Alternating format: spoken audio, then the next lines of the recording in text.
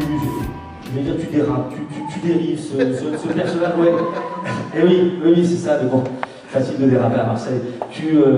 Il arrive sur Marseille, alors bon, mis à part le chapitre où tu critiques un petit peu les agents immobiliers parce qu'il a rendez-vous avec un agent immobilier qui n'est pas au rendez-vous, ça c'est terrible, ça j'ai pas du tout aimé ce passage. Je tiens à le faire savoir. L'agent immobilier toi-même peut-être. Peut-être. Et donc effectivement l'agent immobilier n'est pas là, finalement le personnage ne peut pas habiter l'appartement qui lui était réservé, qui était un appartement meublé. Il se retrouve à aller à l'hôtel, il se retrouve à prendre un appartement donc non meublé, et donc on lui conseille pour le meubler d'aller faire un tour dans les magasins et d'aller où? D'aller à Plan de Campagne, qui est la zone la plus proche de Marseille où on trouve absolument tout. Et alors là, ça bascule. Donc, il faudrait que tu m'expliques un petit peu ce basculement. D'abord parce que moi je suis très étonné. Plan de Campagne, tu dis toi-même dans la quatrième de couverture, c'est probablement la plus grande zone commerciale d'Europe, hein, quelque chose près. Alors donc toi, qu'est-ce qui t'a, voilà, est-ce que tu as connu Plan de Campagne de l'intérieur? Qu'est-ce qui t'a amené à aller là-bas? Qu'est-ce qui t'a amené à faire ce parallèle en recréant Marseille dans Plan de Campagne? Finalement, voilà.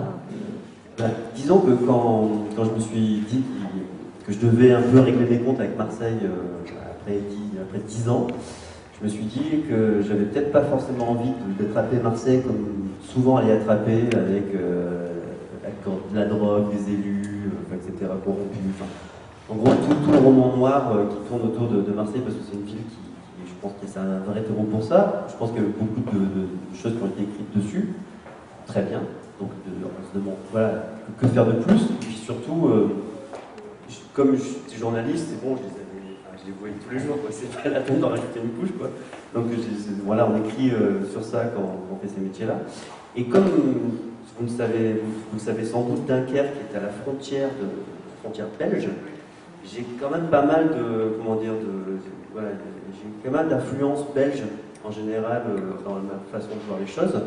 Et notamment toujours un peu décaler les choses, la petite de enfin voilà, quelque chose d'un peu plus surréaliste.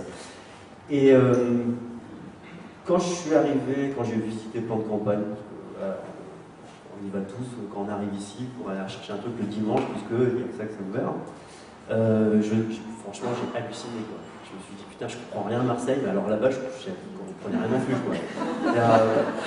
Déjà, je ne comprenais pas pourquoi il y avait autant de gens, franchement, alors qu'on est quand même, il y a les calanques, il y a tout ce qu'il faut pour pas y aller, quoi. Donc c'est blindé. Après, j'ai regardé les chiffres, il y avait quand même, le Plan de Campagne accueille chaque mois 850 000 personnes, c'est-à-dire qu'elles vivent la ville une fois par mois. Voilà, et donc je me suis demandé, mais qu'est-ce qu'ils vont tous foutre là-bas, dans ce truc qui est laid, qui est pas beau, qui est cher. Enfin voilà, c'est cloque, c'est un peu le Las Vegas du port avec ses gros pylônes dégueulasses. Enfin, il n'y avait rien, quoi. Et finalement, je me suis rendu compte en y allant plusieurs fois, je me dis bah ouais, c'est comme Marseille, quoi, c'est le bordel. C'est foutu n'importe comment. Les gens se déplacent pas en pied, ils se déplacent en caisse, ils se garent partout, n'importe où. Ils pensent qu'une chose, c'est acheter, mais ils n'ont pas les moyens d'acheter, donc du coup, ils font vraiment du lèche-vitrine, comme ça. Et voilà, et donc je me suis dit, mais voilà, voilà, j'ai tricoté un truc et je me suis dit je vais parler de Marseille à travers Plan de Campagne. Et du coup c'était une zone voilà, d'investigation et quand j'y suis allé pour préparer le livre, du coup là je me suis vraiment marré. Voilà, parce que tu as quand même passé du temps, tu as obligatoirement mis les pieds et gesté, voilà. Je l'ai fait à pied, de long en large en travers, et j'ai découvert des choses. Et tu as rencontré la petite jeune fille de chez Darty. Toutes les meufs d'avocats, c'est le même profil. Ouais. J'ai passé beaucoup de temps quand même. C'est-à-dire, c'est clair qu'elles sont castées, elles sont embauchées pour faire chauffer les cacous qui s'habillent comme ça, quoi. Voilà. Oui, voilà, parce que c'est fait exprès, quoi. Voilà. Ton héros va avoir une aventure plus que sexuelle avec une des vendeuses, tu fais étudiante, les vendeuses, voilà. Ouais, c'est pas plus que sexuel.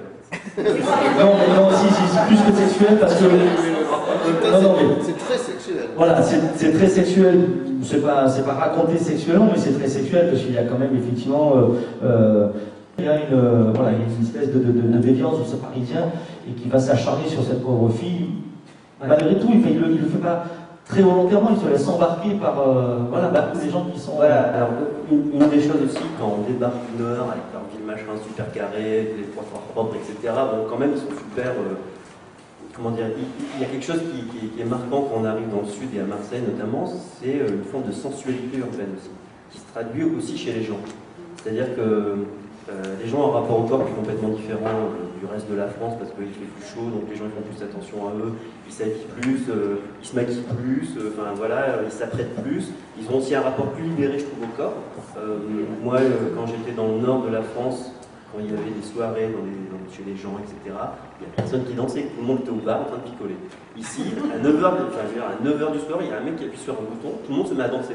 Enfin, je veux dire, c'est moi, ça me.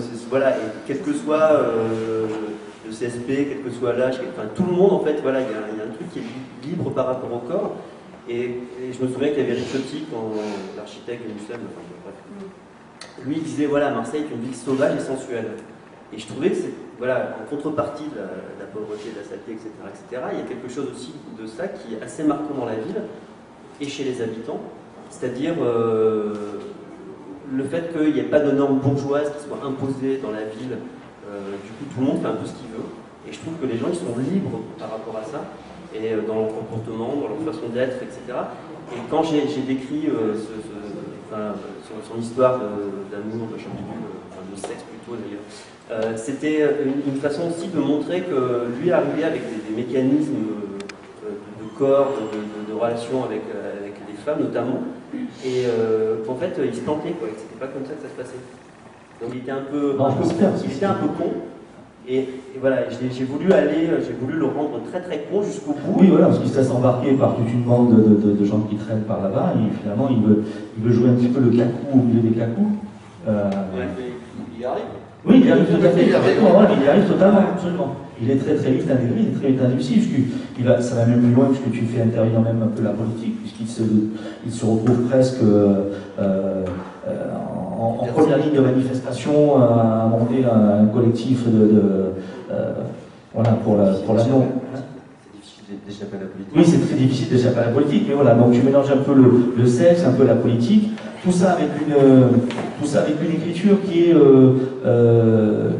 est très simple, des phrases qui sont pas très très longues. C'est une écriture un peu punchy, un petit peu qui est très agréable à lire.